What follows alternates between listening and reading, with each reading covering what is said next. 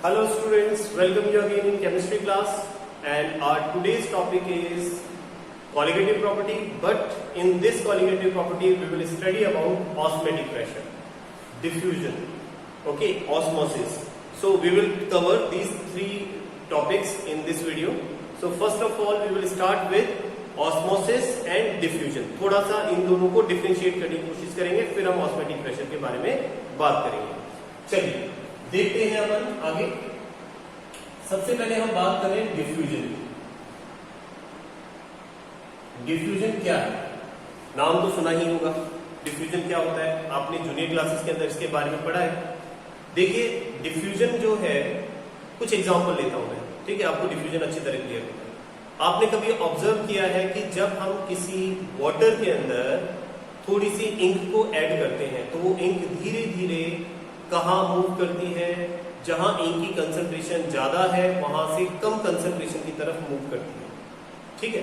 दूसरा, आप कभी अपने रूम में इंसेंस स्टिक, जिसको हम अगरबत्ती कहते हैं, इंसेंस स्टिक आप बर्न करते हैं, जलाते हैं, तो आपने ऑब्जर्व किया होगा कि कुछ टाइम बाद में उसकी जो फ्रेग्रेंस है, उसकी जो स्मेल है, वो पूरे रूम के अंदर स्प्रेड हो जाती है.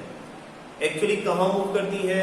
जहां आपने इंसेंस स्टिक को बर्न किया है वहां से जहां उसकी कंसंट्रेशन कम है उस तरफ मूव कर रही है, यानी हायर कंसंट्रेशन से लो कंसंट्रेशन की तरफ. ठीक है. लेकिन आपने एक चीज देखा है कि यहाँ कोई मेम्ब्रेन या कोई इस तरह का मीडियम नहीं है जिसके थ्रू वो पास थ्रू हो रही है. ठीक है. तो हम ये कह सकते हैं कि डिफ्यूजन क्या है?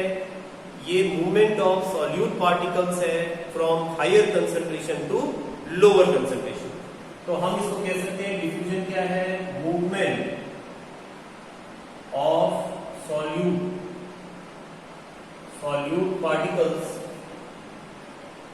particle in solution from higher concentration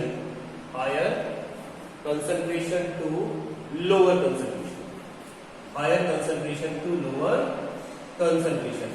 मतलब हायर कंसंट्रेशन से लोअर कंसंट्रेशन की तरफ सॉल्यूट के पार्टिकल्स का movement without any membrane is called diffusion. उसी प्रोसेस को हम क्या बोलते हैं? डिफ्यूजन कहते हैं. ठीक है. जैसे burning of incense stick, adding of colour in solvent, ये सब डिफ्यूजन के एग्जांपल हैं. अब हम बात करते हैं थोड़ा सा ऑस्मोसिस के बारे में. ऑस्मोसिस. अच्छा, एक चीज और ध्यान रखिए, डिफ्यूजन गैसियस में होता है, लिक्विड में होता है. ठीक है ना. इन दोनों में डिफ्यूजन होता है. अगर हम ऑस्मोसिस की बात करें तो ऑस्मोसिस में क्या होता है समझो. एक डायग्राम से समझो, फिर इसको डिफाइन करेंगे. देखिए हमने यहां पर एक कंटेनर लिया. इस कंटेनर में हमने यहां पर बीच में एक मेम्ब्रेन लगा दी है और ये मेम्ब्रेन है सेमी परमिएबल मेम्ब्रेन. ठीक है. अब ये जो सेमी परमिएबल मेम्ब्रेन है, ध्यान रखना, ये सेलेक्टिवली परमिएबल होती है. ये केवल अपने में से किसको? सॉल्वेंट को पास होने देती है, सॉल्यूट को पास नहीं होने देती है. तो यहां पर हमारे पास में सॉल्वेंट के पार्टिकल हैं लाइक दिस. ठीक है. और यहां आपके पास सॉल्यूट के पार्टिकल्स हैं लाइक दिस. ये सॉल्यूट के पार्टिकल्स हैं. तो अब होगा क्या कि क्योंकि हमारे पास ये जो सेमी परमिएबल मेम्ब्रेन है, इनके पोर्स का साइज सेलेक्टिवली है, तो ये केवल सॉल्वेंट के पार्टिकल को अपने में से पास होने देंगी लाइक दिस. सॉल्वेंट के पार्टिकल्स पास होंगे और किस तरफ जाएंगे? सॉल्यूट की तरफ जाएंगे. ठीक है. या फिर एक एग्जांपल आप वो भी ले सकते हैं कि जैसे मान लीजिए आपके पास ये सेमी परमिएबल मेम्ब्रेन है और यहां पर आपने क्या किया है, या सॉल्यूट नहीं या सॉल्यूशन ले लीजिए. ठीक है. सॉल्वेंट और सॉल्यूशन ले. तो मेरा कहने का मतलब है कि सॉल्यूशन में तो आपके पास दोनों चीजें हैं. ठीक है. और यहाँ आपके पास सॉल्वेंट है. तो आप देख रहे हैं कि जो सॉल्वेंट के पार्टिकल्स हैं वो सॉल्वेंट से सॉल्यूशन की तरफ मूव कर रहे हैं. ठीक. एक और डायग्राम देखते हैं. इस डायग्राम के अंदर हम दोनों ही सॉल्यूशन ले रहे हैं. यहां भी हम सॉल्यूशन ले रहे हैं और यहां भी हम क्या ले रहे हैं? सॉल्यूशन ले रहे हैं. लेकिन ध्यान रखिए जहां लो कंसंट्रेशन है, लो कंसंट्रेशन, और यहां हम ले रहे हैं हाई कंसंट्रेशन. तो दोनों की कंसंट्रेशन अलग अलग है, लो कंसंट्रेशन और हाई कंसंट्रेशन। तो यहाँ concentration in term of solute है, ध्यान रखना, सॉल्यूट की टर्म में कंसंट्रेशन। तो जैसे मैं यहाँ बना देता हूँ कि यहाँ मैंने थोड़े से ही सॉल्यूट के पार्टिकल लिए और यहाँ मैंने बहुत सारे सॉल्यूट के पार्टिकल लिए, जहाँ कंसंट्रेशन हाई। अब मेरी बात को गौर से सुनना होगा। अभी हमने कहा था कि केवल सेमी परमेबल मेम्ब्रेन में से सॉल्वेंट मूव कर सकता है, सॉल्यूट मूव नहीं कर सकता। यहाँ आपने सॉल्यूशन और सॉल्वेंट को लिया, एक तरफ सॉल्यूशन एक तरफ प्योर सॉल्वेंट। तो अब जहां सॉल्वेंट ज्यादा है वहां से सॉल्वेंट वहां जाएगा जहां सॉल्वेंट कम है, यानी प्योर सॉल्वेंट से सॉल्यूशन की तरफ सॉल्वेंट मूव करेगा, ठीक है। तो ये जो मूवमेंट है सेमी परमेबल मेम्ब्रेन के थ्रू, इसी को हम क्या कहते हैं, ऑस्मोसिस कहते हैं। सिमिलरली यहाँ पर देखें, यहाँ आपके पास में सॉल्वेंट किसमें ज्यादा है, ये लो कंसंट्रेशन है, सॉल्यूट यहाँ पर क्या है, सॉल्यूट यहाँ पर कम है, सॉल्वेंट ज्यादा है, ठीक है ना। तो यहाँ मैं बता भी देता हूं कि हाई कंसंट्रेशन ऑफ सॉल्वेंट, यहाँ पर सॉल्वेंट की हाई कंसंट्रेशन है, लेकिन low concentration of solute, solute की कंसंट्रेशन लो है। तो यहां से सॉल्वेंट के पार्टिकल जो है, सॉल्वेंट के पार्टिकल जो है वो क्या करेंगे, लो कंसंट्रेशन से हाई कंसंट्रेशन की तरफ मूव करेंगे, ठीक है। तो यहां पर इसी प्रोसेस को अपन क्या बोलेंगे, ऑस्मोसिस। तो ऑस्मोसिस की दो तरह से डेफिनेशन होगी कि movement of solvent particle from solvent to solution through semi permeable membrane is called osmosis, या फिर the movement of solvent particle from low concentration to high concentration solution, ठीक है, through semi permeable membrane is called osmosis. ध्यान रखना, osmosis के लिए आपको semi permeable membrane का यूज करना जरूरी है, उसके बिना ऑस्मोसिस नहीं होगा। Semi permeable membrane is required, okay. तो ये तो बात हो गई ऑस्मोसिस। अब थोड़ा सा और आगे चलते हैं। देखिए, अब हम बात करते हैं ऑस्मोसिस से थोड़ा आगे ऑस्मैटिक प्रेशर के बारे में। ऑस्मैटिक प्रेशर, ऑस्मैटिक प्रेशर क्या होता है? तो देखिए, यहां वापस एक कंटेनर ले रहा हूं मैं, और इस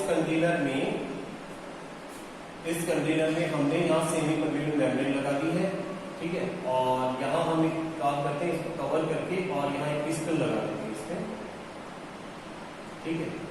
यहां पर हमने भर दिया है सॉल्वेंट, ठीक, और यहां हमने भर दिया है सॉल्यूशन। अब हमें पता है कि क्या होगा, एक्चुअली क्या होगा कि ये सॉल्वेंट के पार्टिकल जो है, सॉल्वेंट के पार्टिकल सॉल्वेंट से सॉल्यूशन की तरफ मूव करेंगे, और आप क्या करें, सॉल्यूशन के ऊपर एक पिस्टन को लगा देंगे, ठीक है। यहां आपने एक पिस्टन फिक्स कर दिया है, ये पिस्टन है, इस पिस्टन से आप प्रेशर अप्लाई करेंगे। अब क्या होगा, हमें पता है कि जब ऑस्मोसिस हो रहा था, ये जो प्रोसेस था, ऑस्मोसिस प्रोसेस हो रहा है कि सॉल्वेंट सॉल्यूशन की तरफ मूव कर रहे हैं थ्रू सेमी परमेबल मेम्ब्रेन। आपने ऊपर से प्रेशर क्रिएट किया, ठीक है ना, ऊपर आपने प्रेशर लगाया, और वो प्रेशर आपने इतना लगाया कि ये जो सॉल्वेंट के पार्टिकल सॉल्वेंट से सॉल्यूशन में मूव कर रहे थे, या लोअर कंसंट्रेशन से हायर कंसंट्रेशन में मूव कर रहे थे, उनका मूवमेंट बंद हो गया, ऑस्मोसिस बंद हो गया। तो उसी प्रेशर को आप क्या बोल रहे हैं, ऑस्मैटिक प्रेशर। तो उसको डिफाइन कैसे करेंगे आप ऑस्मैटिक प्रेशर को? तो आप ये कह सकते हैं required pressure to stop, required pressure applied on solution part which stop the movement of solvent from low concentration to high concentration, ठीक है। उसको आप क्या बोलेंगे, ऑस्मैटिक प्रेशर, या फिर क्यों कह सकते हैं कि प्रेशर रिक्वायर्ड, ठीक है, on solution to stop osmosis, ठीक है ना। ऑस्मोसिस को रोकने के लिए जो प्रेशर रिक्वायर्ड है, उस प्रेशर को आप क्या कहते हैं, ऑस्मैटिक प्रेशर कहते हैं, ठीक है।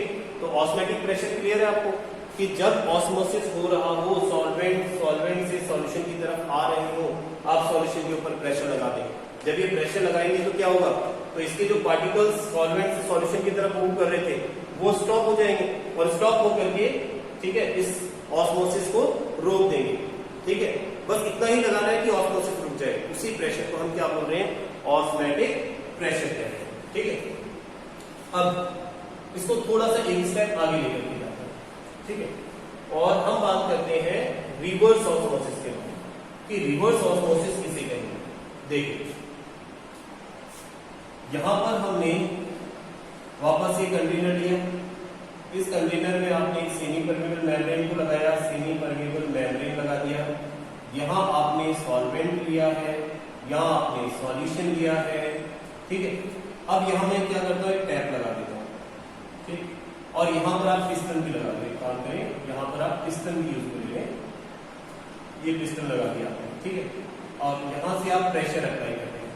ठीक है, लेकिन प्रेशर कितना अप्लाई करते हैं, pressure greater than osmotic pressure.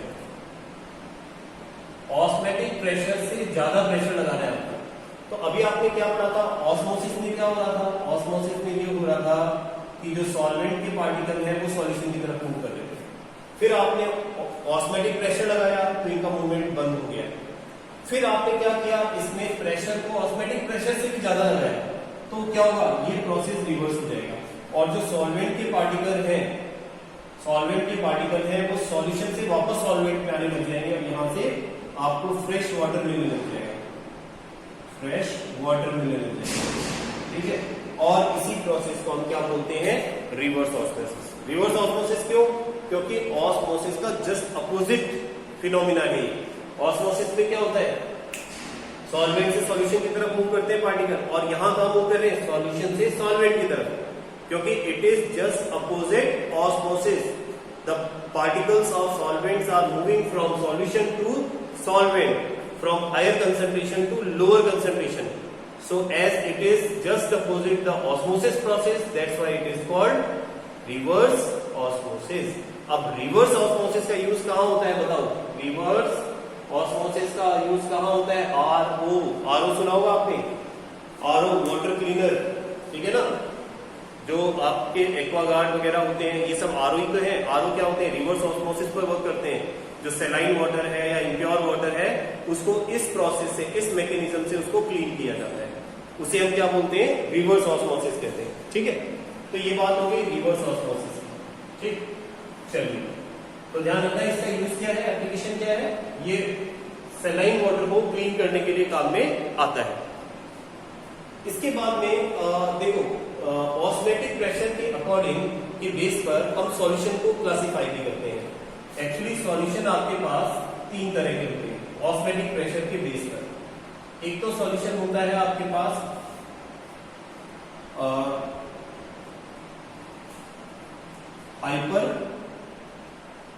Hypertonic solution, एक होता है हाइपोटोनिक सॉल्यूशन, और एक सॉल्यूशन होता है आपके पास में आइसोटोनिक। ठीक है, अब मान लीजिए आपके पास में, इसको यूं समझिए आप, मैंने एक कंटेनर में दो सॉल्यूशन बता रहा हूं, एक सॉल्यूशन ये है और एक सॉल्यूशन ये है। ये वाला सॉल्यूशन जो है इसका ऑस्मोटिक प्रेशर इज हाई। ठीक है, इसका ऑस्मोटिक प्रेशर इज लो, एक का ऑस्मोटिक प्रेशर हाई है और दूसरे का लो है। तो जिसका ऑस्मोटिक प्रेशर हाई है, हाई अब देखो हाइपर के लिए हाई यूज करते हैं अपन, तो जिसका ऑस्मोटिक प्रेशर हाई है उसको क्या बोलेंगे, हाइपरटोनिक। वो दूसरे के कंपैरिजन में क्या होगा, हाइपरटोनिक होगा। और जिसका ऑस्मोटिक प्रेशर लो है दूसरे के कंपैरिजन में, उसे क्या बोलेंगे, हाइपोटोनिक। ये हाइपोटोनिक हो जाएगा, एक हाइपरटोनिक है और दूसरा हाइपोटोनिक है। ठीक है ना, दोनों के ऑस्मोटिक प्रेशर के अंदर डिफरेंस है। बात समझ आ गई। दो सॉल्यूशंस में वो सॉल्यूशन जिसका ऑस्मोटिक प्रेशर हाई है इट इज कॉल्ड हाइपोटोनिक, जिसका ऑस्मोटिक प्रेशर लो है इट इज कॉल्ड हाइपोटोनिक। और अगर दोनों का ऑस्मोटिक प्रेशर सेम है, ठीक है ना, आपके पास दो सॉल्यूशन है, सॉल्यूशन 1 और दूसरा सॉल्यूशन है सॉल्यूशन 2, और दोनों का ऑस्मोटिक प्रेशर इक्वल है, ठीक है ना, ऑस्मोटिक प्रेशर इक्वल है, तो दोनों को क्या बोलेंगे, आइसोटोनिक। अगर दोनों का ऑस्मोटिक प्रेशर इक्वल है तो आइसोटोनिक, यानी इसके लिए पाई 1 इक्वल्स टू पाई 2 की वैल्यू सेम होगी। पाई क्या है, ऑस्मोटिक प्रेशर को शो करता है, तो इसका पाई 1 इसका पाई 2 अगर इक्वल आ रहा है तो आइसोटोनिक, ठीक है। और अगर मान लो पाई 1 की वैल्यू पाई 2 से ग्रेटर है, इसका ऑस्मोटिक प्रेशर ग्रेटर है, इसका कम है, तो इसे क्या बोलेंगे, हाइपर, इट इज हाइपरटोनिक और it is hypotonic, it is hypotonic. Clear. अब देखो आपको कुछ एग्जांपल लेते हैं, है ना, एप्लीकेशन इसकी कहां कहां काम में आता है, ये इसकी डे टू डे लाइफ में एप्लीकेशन देखें क्या है। देखिए आपने देखा होगा कि अगर हम रेजिन्स को, ठीक है, रेजिन्स नाम सुना होगा, किशमिश वगैरह जिसे कहते हैं, इसको अगर हम वाटर के अंदर रखते हैं, ठीक है, आपने क्या किया, कुछ रेजिन्स को वाटर में डिप कर दिया, कुछ टाइम इस तरह से कुछ रेजिन्स को डिप कर दिया, कुछ टाइम बाद में, कुछ घंटों बाद में आप देखेंगे कि वो रेजिन जो है अपना साइज जो है इंक्रीज कर देंगे, ठीक है ना, साइज इंक्रीज कर देंगे। तो एक्चुअली हुआ क्या, आप बता सकते हैं, उसमें वाटर एब्जॉर्ब हो गया है, उसने वाटर को अंदर ले लिया है, तो वाटर अगर अंदर एब्जॉर्ब हो गया है उनके, ठीक है, तो वाटर अंदर की तरफ जा रहा है, ठीक है, वाटर या सॉल्वेंट अंदर की तरफ मूव कर रहा है, तो इसे आप क्या बोलेंगे, कौन सा ऑस्मोसिस हुआ है। तो ये जो प्रोसेस है ध्यान रखना, इसको हम क्या बोलते हैं, एंडोऑस्मोसिस। तो एंडोऑस्मोसिस की वजह से ध्यान रखना कि जो रेजिन्स होती है वो फूल जाती है। आमंड्स देखा होगा आपने, आमंड्स को अगर आप इसे पानी के अंदर डिप करके रखते हैं तो वो भी क्या हो जाते हैं, फूल जाते हैं। क्यों, क्योंकि उनमें एंडोऑस्मोसिस होता है, वाटर अंदर फिल हो जाता है, सॉल्वेंट बाहर से अंदर चला गया, ठीक है। एक बार बेटा बोर्ड के अंदर एक क्वेश्चन भी पूछा गया था कि जो हमारे पास में रॉ मैंगो होते हैं, ठीक है, उसको अगर आप NaCl के सॉल्यूशन में रखते हैं, जैसे मान लीजिए आपके पास में ये NaCl सॉल्यूशन है, NaCl सॉल्यूशन है, कंसंट्रेटेड है, ठीक है, कंसंट्रेटेड सॉल्यूशन, और इस कंसंट्रेटेड सॉल्यूशन में आपने रॉ मैंगो को रखा है, ठीक है, रॉ मैंगो को रखा है, तो क्या होगा, तो धीरे धीरे क्या होगा बता सकते हैं कि बाहर कंसंट्रेशन ज्यादा है, अंदर मैंगो के NaCl की कंसंट्रेशन कम है, तो क्या होगा, तो धीरे धीरे जो सॉल्यूशन है वो इस मैंगो के अंदर जाना स्टार्ट करेगा या बाहर स्टार्ट करेगा, बताएं, बाहर स्टार्ट करेगा, क्योंकि बाहर सॉल्यूशन है, ध्यान रखना NaCl का, पानी इसके बाहर जाएगा, तो ये क्या हो जाएगा, श्रिंक हो जाएगा, ठीक है ना, ये श्रिंक हो जाएगा, सिकुड़ जाएगा, मैंगो जो है वो श्रिंक हो जाएगा। इस प्रोसेस को क्या बोलते हैं, इसको बोलेंगे एक्सोऑस्मोसिस। बात समझ में? तो कुछ प्रोसेस में तो क्या होता है कि जो सॉल्वेंट है वो सबस्टेंस ऑब्जेक्ट के अंदर एंटर कर जाता है, तो उसे हम एंडोऑस्मोसिस कहते हैं, और कुछ में बाहर की तरफ चला जाता है, उसे हम क्या बोलते हैं, एक्सोऑस्मोसिस कहते हैं, ठीक है ना। तो इस तरह के क्वेश्चन पूछ लिए जाते हैं। सिमिलरली जैसे मान लो वेजिटेबल्स हैं, उनमें थोड़ा सा पानी डालने पर वो फ्रेश नजर आती है, क्यों, क्योंकि उनके अंदर एंडोऑस्मोसिस होता है, वाटर अंदर एब्जॉर्ब हो जाता है और फिर वापस से वो फ्रेश नजर आती है। तो इस तरह की बहुत सारी एप्लीकेशंस हैं जहां पर इनका यूज होता है, ठीक है। तो ये तो बात हो गई हमारे पास ऑस्मोटिक प्रेशर।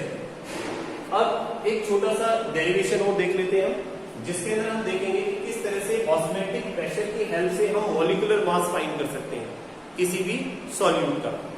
तो देखिए हम बात कर रहे हैं determination of molecular mass of solute using osmotic pressure, ठीक है। अब मेरी बात को ध्यान रखना, अगर हमारे पास कोई डाइल्यूट सॉल्यूशन है, ध्यान रखना 4 और डाइल्यूट सॉल्यूशन, इसी डाइल्यूट सॉल्यूशन के लिए आप देखिए जो सॉल्यूट के पार्टिकल्स होते हैं वो बिल्कुल उसी तरह से बिहेव करते हैं जिस तरह से आइडियल गैस के अंदर सॉल्यूट के पार्टिकल्स, ठीक है। तो डाइल्यूट सॉल्यूशन के लिए हम for dilute solution ideal particles of solute behaves like ideal behaves like ideal gas and ideal gas equation equation can be applied, तो इस पर हम आइडियल गैस इक्वेशन अप्लाई कर सकते हैं। अब आइडियल गैस इक्वेशन क्या था, PV इक्वल्स टू nRT था, ठीक है। आइडियल गैस इक्वेशन जो है वो PV इक्वल्स टू nRT। लेकिन अब इसमें जो ध्यान देने वाली बात है वो ये है कि एक्चुअली में हम क्योंकि बात कर रहे हैं सॉल्यूशन की, तो ये जो प्रेशर है ध्यान रखना ये तो गैस के लिए अप्लाई होता है। तो अगर मैं फोर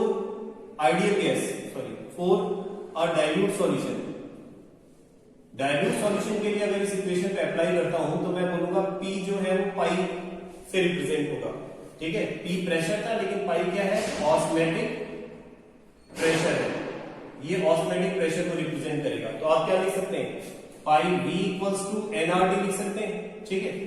दूसरी बात ये ध्यान रखें कि जो N है ये N क्या है, NB लिख लेते हैं इसको, NB है सॉल्यूट के पार्टिकल्स है, ध्यान रखें, number of moles of solute के नंबर ऑफ मोल्स है, ठीक है।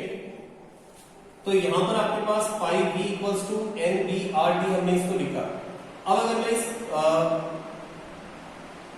इसको इधर ले जाता हूं, pi equals to NB upon VRT लिखता हूं, ठीक है। तो आप देखो इन दोनों को मिला करके कंसंट्रेशन माना जा सकता है, number of moles of solute dissolving unit volume of solution. तो इसको मैं पाई इक्वल्स टू क्या लिख सकता हूं, MRT लिख सकता हूं। M मतलब मोलैरिटी हो गया, यहां पर मोलैरिटी हो गया है, ठीक है ना। या फिर इसको यूं लिखा जा सकता है कि पाई इक्वल्स टू CRT भी लिख सकते हैं आप, C मतलब कंसंट्रेशन है, कोई कंसंट्रेशन है। तो ये भी एक हमारे पास छोटा सा फॉर्मूला है जिसकी हेल्प से हम क्या फाइंड कर सकते हैं, ऑस्मोटिक प्रेशर फाइंड कर सकते हैं। ध्यान रखना पाई किसको रिप्रेजेंट कर रहा है, ऑस्मोटिक प्रेशर को। थोड़ा सा और सॉल्व करेंगे। अब अगर मान लीजिए अगेन अगर मैं इसे लिखता हूं पाई इक्वल्स टू, जैसे हमने पढ़ा था NB अपॉन VRT, तो NB किसको रिप्रेजेंट कर रहा है, NB होता है हमारे पास में WB अपॉन ND, W यानी मास ऑफ सॉल्यूट और मोलर मास ऑफ सॉल्यूट। तो इसको अगर मैं यहां प्लेस करता हूं तो फार्मूला क्या बना, फार्मूला बनेगा आपका WB अपॉन NB, ठीक है, into V into R into T, ये बन गया आपके पास। अब आपको क्या फाइंड करना है, मॉलिक्यूलर मास, तो वो क्या है NB। तो NB को आप बाहर ले लें, तो NB को बाहर लेंगे तो क्या बनेगा आपके पास, WB into R into T upon में पाई इंटू V, ठीक है ना। ये फॉर्मूला आ गया। इस फॉर्मूले की हेल्प से आप NB फाइंड कर सकते हैं, मोलर मास। आप चाहे तो मास ऑफ सॉल्यूट भी फाइंड कर सकते हैं, WB भी फाइंड किया जा सकता है। अगर आपको पूछा जाए कि ऑस्मोटिक प्रेशर दिया जाए और ये पूछा जाए कितना ऑस्मोटिक प्रेशर कितना सॉल्यूट डिसॉल्व करने पर होगा, तो उस कंडीशन में आप WB की वैल्यू को फाइंड कर देंगे, ठीक है। तो आई थिंक आपको समझ में आ गया कि ऑस्मोटिक प्रेशर किस तरह से, इसके लिए फॉर्मूला यूज में आता है। ऑस्मोटिक प्रेशर क्या होता है, ठीक है, एंडोऑस्मोसिस क्या है, एक्सोऑस्मोसिस क्या है, ठीक है, आइसोटोनिक क्या होता है, हाइपरटोनिक क्या होता है, हाइपोटोनिक क्या होता है। तो ये सारी चीजें हमने इसमें देखी।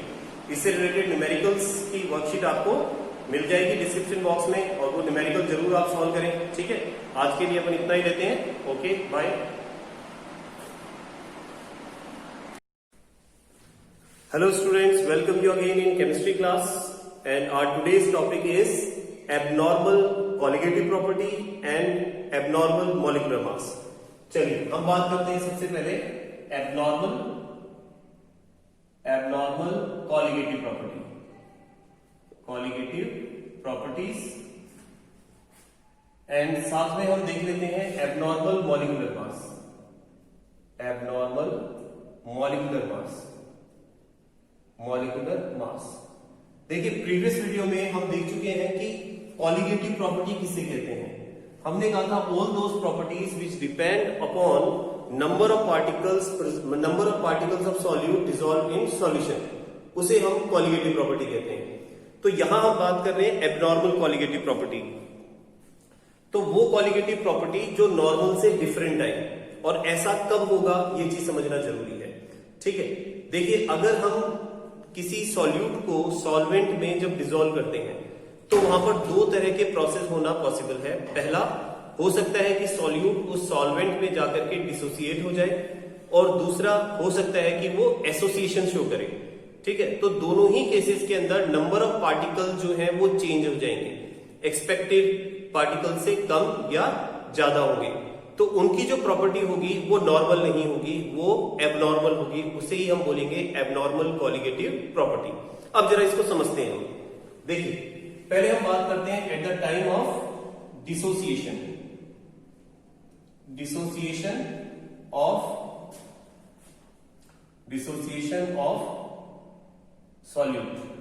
सॉल्यूट का डिसोसिएशन करा के देखते हैं। अब जरा समझिए, देखिए जैसे हमारे पास है NaCl, ठीक है, हमने 1 मोल NaCl को डिसॉल्व किया, किसमें? सॉल्वेंट में डिसॉल्व किया टू फॉर्म सॉल्यूशन बनाने के लिए। अब जो आपके पास में सॉल्यूशन बना है, इस सॉल्यूशन के अंदर हमें पता है कि आपके पास 1 मोल Na+ और 1 मोल Cl- आयन प्रेजेंट होंगे। और ऑलरेडी हम बता चुके हैं कि जो आयंस होते हैं वो सॉल्यूशन में पार्टिकल की तरह बिहेव करते हैं और कॉलिगेटिव प्रॉपर्टी को इफेक्ट करते हैं। अब जब हमने 1 मोल NaCl को डिसॉल्व किया तो हमारे पास जो एक्सपेक्टेड कॉलिगेटिव प्रॉपर्टी है, it should be according to 1 mole of NaCl, but after dissociation the value comes out to be 2 mole. जो वैल्यू आएगी वो आपके पास कितनी आएगी? 2 मोल आएगी। तो वो एक्सपेक्टेड से ज्यादा आ रही है, ठीक है, एक्सपेक्टेड से ज्यादा आ रही है। तो ये जो वैल्यू आ रही है हमारे पास में कॉलिगेटिव प्रॉपर्टी की, इसी को हम क्या बोलेंगे? Abnormal colligative property. अब साथ ही साथ देखो हम एबनॉर्मल मॉलिक्यूलर मास की भी बात कर लेते हैं कि एक्चुअली एबनॉर्मल मॉलिक्यूलर मास क्या होता है। देखो अभी हमने कहा कि NaCl का अगर आप 1 मोल लेते हैं तो हमें पता है 1 मोल NaCl का जो मॉलिक्यूलर मास है वो है 58.5 मोल, ठीक है, 58.5 मोल होता है। लेकिन जब आपने इसको वाटर में डिसॉल्व किया तो आपको पता है कि ये डिसोसिएट हो जाएगा, और नंबर ऑफ पार्टिकल्स के अकॉर्डिंग अगर अपन देखते हैं तो यहां पर 58.2 divided by 2, sorry 58.5 divided by 2, तो 29.25 लगभग ये आपके पास मॉलिक्यूलर मास आ रहा है ऑन एन एवरेज, ठीक है। तो जो एवरेज मॉलिक्यूलर मास है डिसोसिएशन के बाद वो आपके पास नॉर्मल मॉलिक्यूलर मास से क्या हो गया है? कम हो गया है।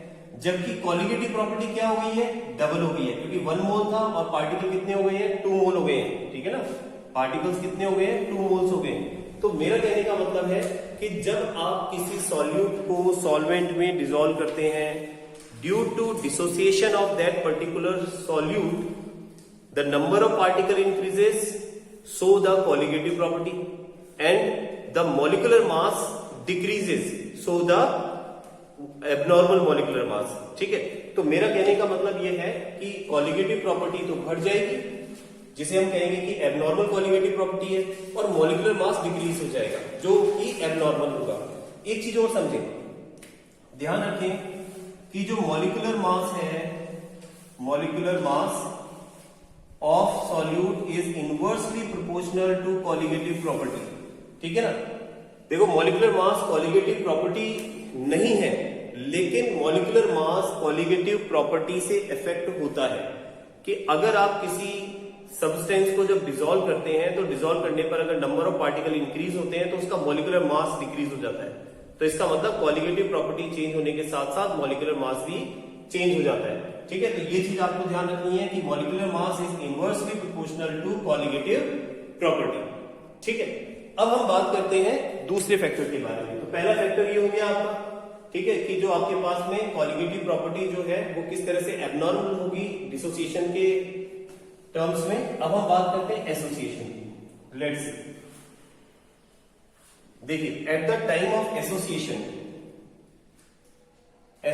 की बात करते हैं, इसको भी एक एग्जांपल से समझते हैं। एसोसिएशन क्या है पता है ना, कि जब आप किसी सॉल्यूट को किसी पर्टिकुलर सॉल्वेंट में डिसॉल्व करते हैं तो जो नंबर ऑफ पार्टिकल्स हैं वो आपस में एसोसिएट होकर के अपने नंबर को डिक्रीज कर लेते हैं, ठीक है। जैसे कि एग्जांपल देखते हैं, सपोज हमारे पास में एसिडिक एसिड है CH3COOH, ठीक है, ये एसिडिक एसिड है। इस एसिडिक एसिड को अगर आप डिसॉल्व करते हैं बेंजीन में इसे आप डिसॉल्व कर रहे हैं, तो बेंजीन क्या है आपके पास? सॉल्वेंट है। तो बेंजीन में डिसॉल्व करने के बाद एक्चुअली क्या होता है, ये एसिडिक एसिड इस तरह से अपने आप को रीअरेंज करता है, लाइक दिस। ये दूसरा एसिडिक एसिड का मॉलिक्यूल है, and due to the formation of hydrogen bond, hydrogen bond की फॉर्मेशन की वजह से, ध्यान रखना ये H बॉन्ड है, और H बॉन्ड की फॉर्मेशन की वजह से अब आप देख सकते हैं कि यहां पर हमने लिए 2 मोल, ठीक है, 2 मोल हमने एसिटिक एसिड के लिए हैं, और हमारे पास में अब ये दोनों कंबाइन होकर के एक क्या बना रहा है, डाइमर बना रहा है, और डाइमर जो है ध्यान रखना 1 मोल में कन्वर्ट हो जाएगा, यानी एक मॉलिक्यूल की तरह बिहेव करेगा ये। तो अब यहां हुआ क्या है, आप देखिए कॉलिगेटिव प्रॉपर्टी कैसे इफेक्ट हुई है कि यहां पर आपने 2 मोल को डिसॉल्व किया, जो कि क्या है, एक्सपेक्टेड है, लेकिन अगर कैलकुलेटेड देखें तो यहां कितनी आ रही है, कैलकुलेटेड आ रही है यहां पर आपके पास में 2 मोल, तो यानी कॉलिगेटिव प्रॉपर्टी, सॉरी 1 मोल, कॉलिगेटिव प्रॉपर्टी क्या हुई है, इसमें डिक्रीज हो गई है। तो यही कॉलिगेटिव प्रॉपर्टी क्या है, एबनॉर्मल कॉलिगेटिव प्रॉपर्टी। अब एबनॉर्मल मॉलिक्यूलर मास को देखें, एसिडिक एसिड का मॉलिक्यूलर मास होता है, देखो मॉलिक्यूलर मास एसिडिक एसिड का कितना होता है, 60 होता है, क्योंकि भाई 2 मोल ले रहे हैं हम, तो दोनों डिसोसिएटेड फॉर्म में अलग अलग है, ठीक है। तो एक एसिडिक एसिड का 60 है, दूसरे एसिडिक एसिड का 60 है, पर एसिडिक एसिड मॉलिक्यूलर मास 60 है, और एसोसिएशन होने के बाद, अब देखिए यहाँ एसोसिएशन हुआ है हाइड्रोजन बॉन्ड से, तो ये दोनों आपस में कंबाइन हो गए, तो इस डाइमर एक पार्टिकल की तरह बिहेव कर रहा है, तो डाइमर का मास कितना होगा, 60 + 60 = 120। तो ये मॉलिक्यूलर मास क्या है, पहले से डबल हो गया, मॉलिक्यूलर मास पहले से डबल हो गया है, तो इसी मॉलिक्यूलर मास को आप क्या बोलेंगे, एबनॉर्मल मॉलिक्यूलर मास, ठीक है। तो अब एक कॉन्सेप्ट बिल्कुल क्लियर है आपके दिमाग में कि अगर हम बात करते हैं एबनॉर्मल कॉलिगेटिव प्रॉपर्टी की इन टर्म ऑफ डिसोसिएशन, इससे पहले जो हमने देखा था इन टर्म ऑफ डिसोसिएशन, ध्यान रखना अगर सॉल्यूट को डिसॉल्व करने पर डिसोसिएशन होता है तो कॉलिगेटिव प्रॉपर्टी इंक्रीज हो जाती है और मॉलिक्यूलर मास डिक्रीज हो जाता है। और इन टर्म ऑफ एसोसिएशन की अगर हम बात करें, इन टर्म ऑफ एसोसिएशन, जब आप सॉल्यूट को डिसॉल्व करते हैं सॉल्वेंट में, तो एसोसिएशन की वजह से नंबर ऑफ पार्टिकल कम हो जाते हैं, इसलिए कॉलिगेटिव प्रॉपर्टी भी कम हो जाती है, लेकिन मॉलिक्यूलर मास डबल हो जाता है या मॉलिक्यूलर मास इंक्रीज हो जाता है। तो ये कॉलिगेटिव प्रॉपर्टी और मॉलिक्यूलर मास दोनों ही एक्सपेक्टेड से कम या ज्यादा आ रहे हैं, इसलिए इन्हें हम क्या बोल रहे हैं, एबनॉर्मल कह रहे हैं, ठीक है। अब देखिए इससे ही रिलेटेड एक छोटी सी टर्म और आती है, वांट ऑफ फैक्टर। अब जो हम आगे बात कर रहे हैं वो हम बात कर रहे हैं वांट ऑफ फैक्टर के बारे में। देखिए वांट ऑफ फैक्टर जो है, want Hoff factor, actually want Hoff factor क्या है, इसको हम आई से रिप्रेजेंट करते हैं, तो it is nothing but only the ratio between experimental value of colligative property and calculated value of colligative property. ध्यान रखिए, देखिए experimental value of colligative property divided bye calculated value of colligative property, तो इन दोनों का जो ratio होता है इसी को आप क्या बोलते हैं, वांट ऑफ फैक्टर कहते हैं। अब एक बात बताएं कि एक्सपेरिमेंटल वैल्यू कौन सी होती है, अभी हमने पढ़ा जब आप एसोसिएशन या डिसोसिएशन करा रहे हैं, तो एसोसिएशन या डिसोसिएशन के बाद जो वैल्यू आपको मिलेगी, ठीक है ना, ध्यान देना मेरी बात पर, एसोसिएशन या डिसोसिएशन के बाद जो वैल्यू मिलेगी उसी वैल्यू को आप एक्सपेरिमेंटल भी बोलेंगे और ऑब्जर्व्ड भी बोलेंगे। तो इसे हम यूं लिख सकते हैं कि आई या van't Hoff factor equals to observed colligative property divided by, और दूसरी कौन सी है, ऑब्जर्व के अलावा कैलकुलेटेड, और कैलकुलेटेड को आप क्या बोल सकते हैं, नॉर्मल, इसे आप कहेंगे नॉर्मल कॉलिगेटिव प्रॉपर्टी। और ऑब्जर्व जो होती है, ध्यान रखना बेटा, ऑब्जर्व जो कॉलिगेटिव प्रॉपर्टी होती है उसे आप एबनॉर्मल भी कहते हैं, ठीक है। तो इसी को आप यूं भी लिख सकते हैं कि I equals to abnormal colligative property divided by normal colligative property, ठीक है ना। तो यानी जो अभी अपन ने कहा था कि एबनॉर्मल कब मिलती है हमें, डिसोसिएशन या एसोसिएशन के बाद, यानी डिसोसिएशन एसोसिएशन के बाद जो वैल्यू आएगी उसे ऊपर रखना है, और डिसोसिएशन एसोसिएशन से पहले जो वैल्यू आएगी उसे नीचे रखना है। तो एक फॉर्मूला और बन गया हमारे पास, तो इसे हम यूं भी लिख सकते हैं, I equals to colligative property after and before dissociation, sorry after dissociation और एसोसिएशन, एसोसिएशन या डिसोसिएशन के बाद में, और नॉर्मल क्या हो जाएगी पहले, कॉलिगेटिव प्रॉपर्टी बिफोर डिसोसिएशन और एसोसिएशन, डिसोसिएशन और एसोसिएशन से पहले।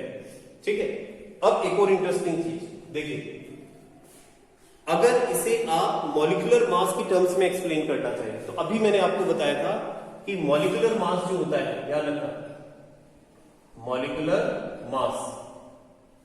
मॉलिक्यूलर मास इज इनवर्सली या is equal to inverse of colligative property, colligative property के इनवर्स के इक्वल होता है।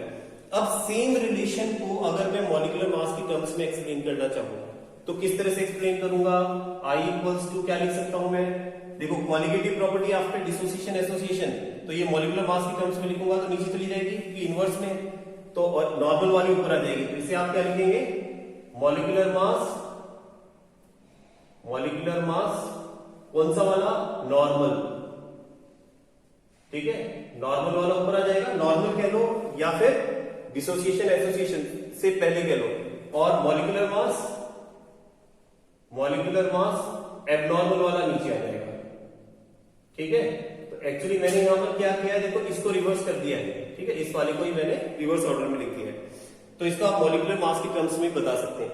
अब बात ये आती है कि वॉन्ट ऑफ फैक्टर का सिग्निफिकेंस क्या है, इसका यूज क्या है, कहां यूज में आता है।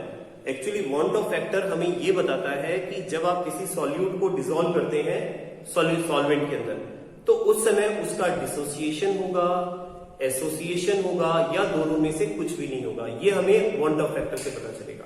एक्चुअली वॉन्ट ऑफ फैक्टर की 3 पॉसिबल वैल्यूज हैं।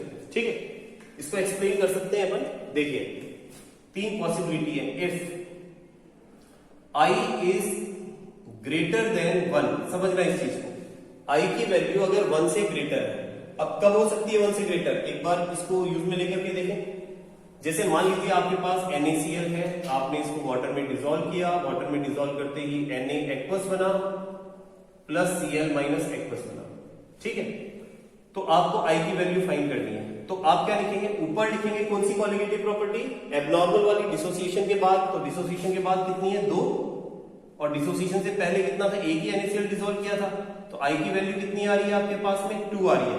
तो 2 जो है I की वैल्यू 1 से तो ग्रेटर है, तो अगर I की वैल्यू 1 से ग्रेटर है तो हम क्या बोल रहे हैं, डिसोसिएशन होगा। ठीक है ना, यहां देखो 2 आ रही है वैल्यू, 1 से ग्रेटर है, तो 1 से ग्रेटर अगर वैल्यू आती है I की, या वॉन्ट ऑफ फैक्टर 1 से ग्रेटर है, तो it shows that there will be dissociation.